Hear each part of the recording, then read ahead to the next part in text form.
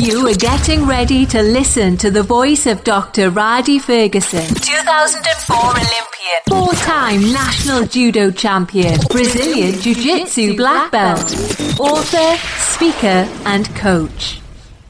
This is Dr. Rhadi Ferguson, and welcome to another edition of Coffee with Rhadi. I been really struggling with this particular topic that I want to share with you today, and I had an opportunity to converse with one of my former teammates from Howard University this morning by the name of Gerald Hector. And Gerald just wrote an outstanding book about our coach, God rest his soul, that coaches in track and field at Howard University, Coach William P. Moultrie, and the impact that he had on his life. And then the title of the book is Quit Making Things Difficult. Quit making things difficult. It's easy, son. Quit making things difficult. And he's really going through right now because he's doing a hard marketing push and he's speaking a lot and things are picking up in his job. And I understand. I personally moved from one dojo to another location, and the grind for excellence becomes constant. And you're trying to find this space and place of how do I find balance while I'm operating inside of my purpose. And I told him that the operating inside of your purpose doesn't require balance. Operating inside of your purpose requires obedience. And what you need are those people who are around you who understand that you're operating inside of your purpose. Therefore, because of your obedience, you are doing what you're supposed to be doing. And that provides you with the spiritual and emotional balance within the thing that you are doing. The problem comes when you're around people or sometimes coupled with a person who doesn't understand that you're operating in their purpose and they haven't fully accepted what their purpose in your life is. When you go around some individuals, you need to ask yourself what your purpose is in their life, and vice versa, what their purpose is in yours. A lot of times we look at our coupling and our situation and we ask ourselves, what has so-and-so done for me lately? Or we use cliches that aren't biblical that says, I can do bad by myself. I don't need no help from you, which was a lyric from a song from a while ago. Not understanding that the thing actually says that it's more blessed to give than to receive. That doesn't mean that there isn't any blessing in the reception of things or the receiving of some things, but the blessing comes from the giving of the thing. So when somebody else is pursuing their particular purpose, you need to understand what your individual purpose is, and hope that there's a season where the coupling of the two purposes are in line, because sometimes, man, your job is to get in line with helping somebody pursue their purpose. And that is when you have to remove your ego from the situation. And that is what I have seen.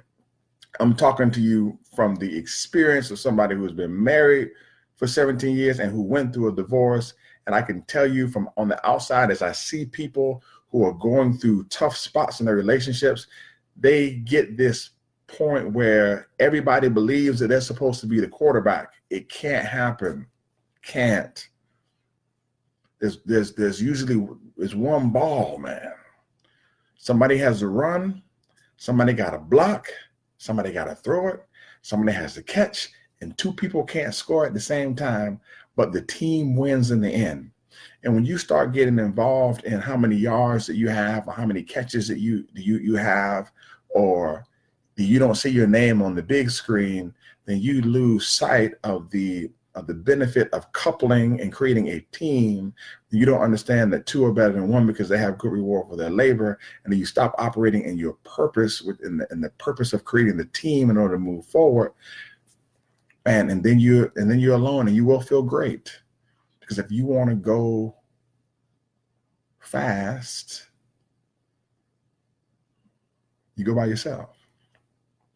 If you want to go far, you go with someone. Your purpose in life will always be in line with the coupling of somebody or someone else or some other group. It will always exist like that. It may require you to leave a certain group or leave a certain person, or leave a certain area, but it's always going to be a coupling, because two are better than one because they have good reward for their labor. If you are already coupled with somebody by way of a covenant, okay, by way of an agreement, then what you all have to understand is what the overall purpose is and what the small purposes are on the timeline. Because it may be, if John and Sally are together, it might be John's time for 7 years and it might be Sally's time for 2, or vice versa.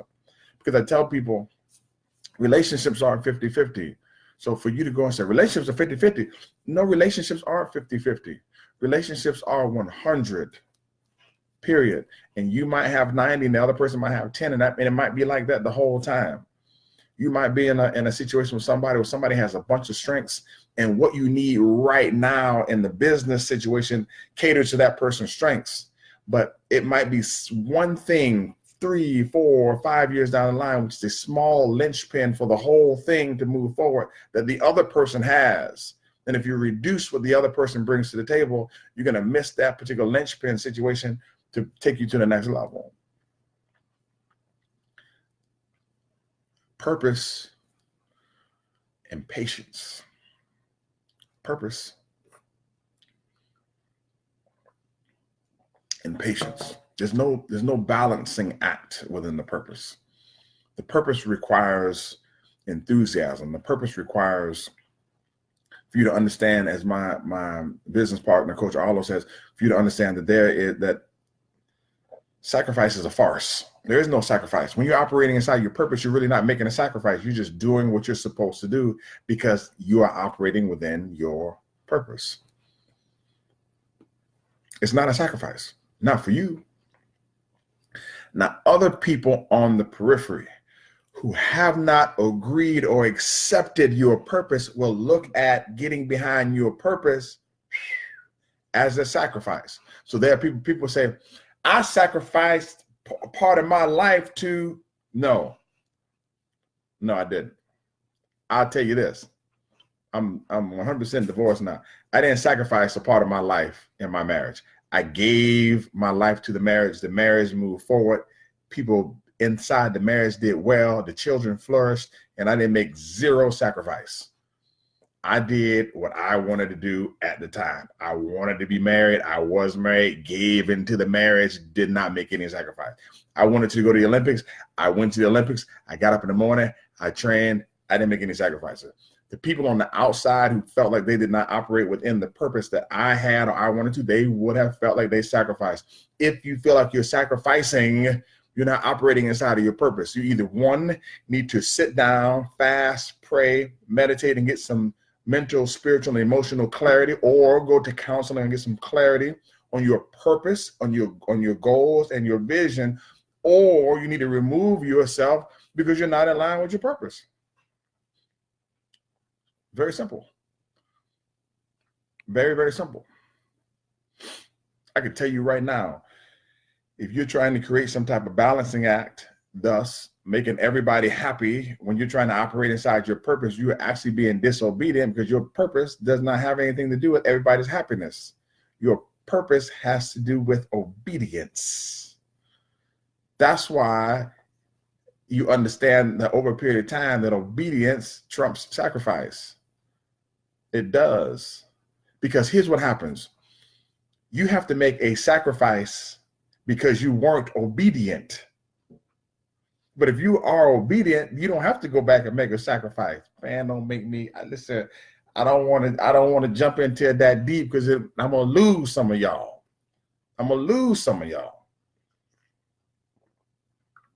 That's why it says obedience is better than sacrifice. When you're not obedient, you got to go back and make a sacrifice, because you got to go back and make a sacrifice because you didn't operate within the purpose. If you're operating in the purpose and you're obedient, just get in line with the purpose. Sit down, find out what your particular purpose is. Your purpose does not require a balancing act. It doesn't. Once you understand what your total purpose is and what you're supposed to do, it doesn't require a balancing act. Your job if you're a dad like me, your job is to make sure that your children are covered. If you are a dad and a husband, your job is to make sure that your wife is covered and that your children are covered. That's your job. Your job is also to make sure that you pass down wealth to your children and that you pass down wealth so that your children's children have wealth. So in order for you to do that, you got to work. How you know? Man, the book said that a man who don't work shouldn't eat. Well, if I can't eat, then my kids can't eat, because if I can't eat, I'm not nourishing myself and then for them to eat. It's just like it says on the airplane, put the mask on yourself before your children.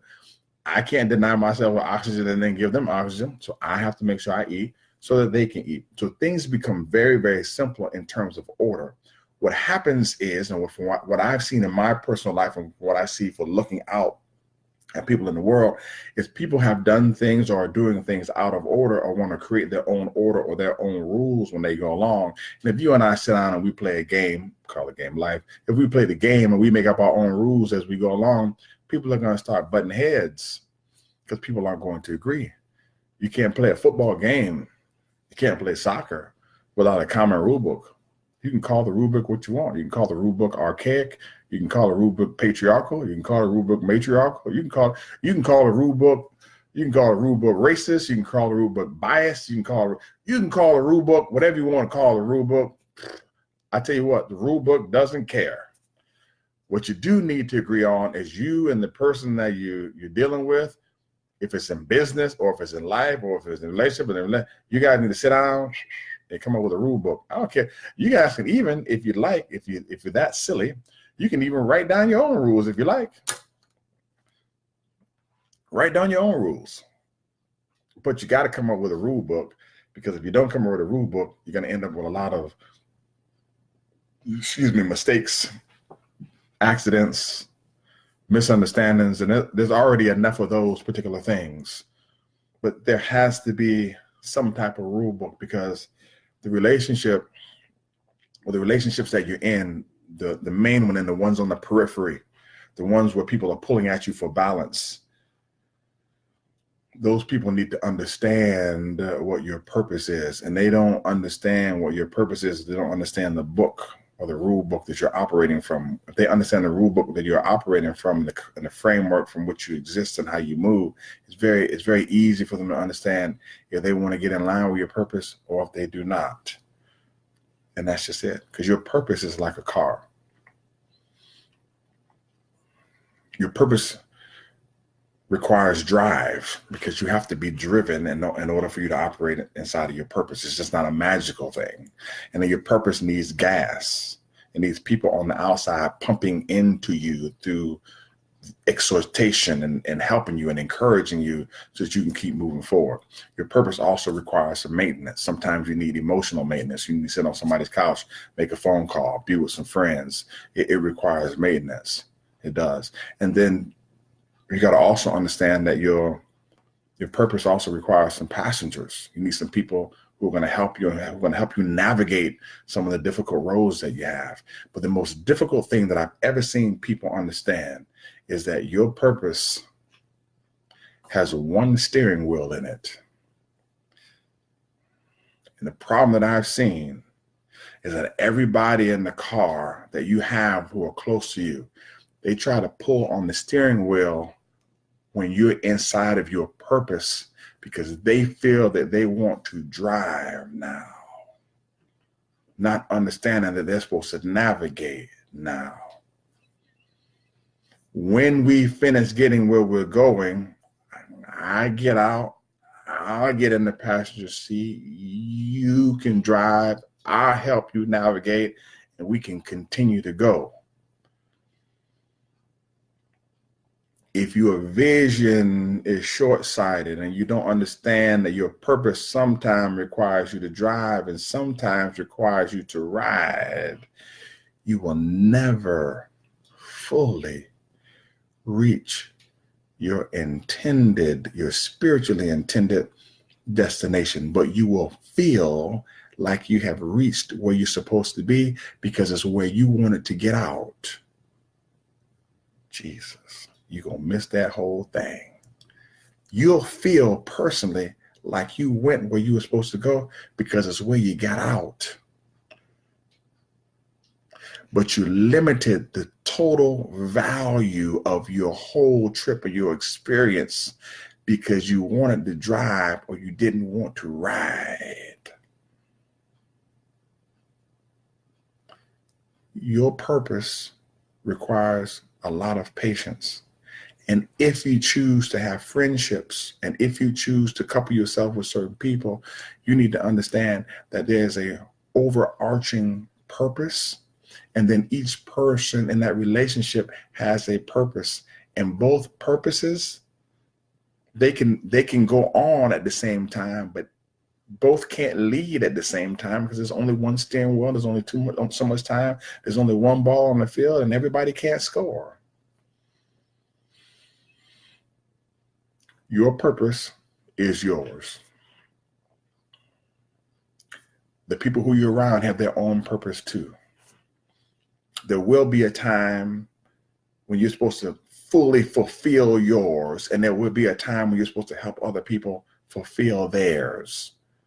Don't get so involved in your ego, easing God out, that you can't help somebody fulfill their purpose. Because helping them fulfill their purpose may be part of the journey of helping you fulfill yours. This is Dr. Rhadi Ferguson. Have a super fantastic day, and I love you. God loves you best.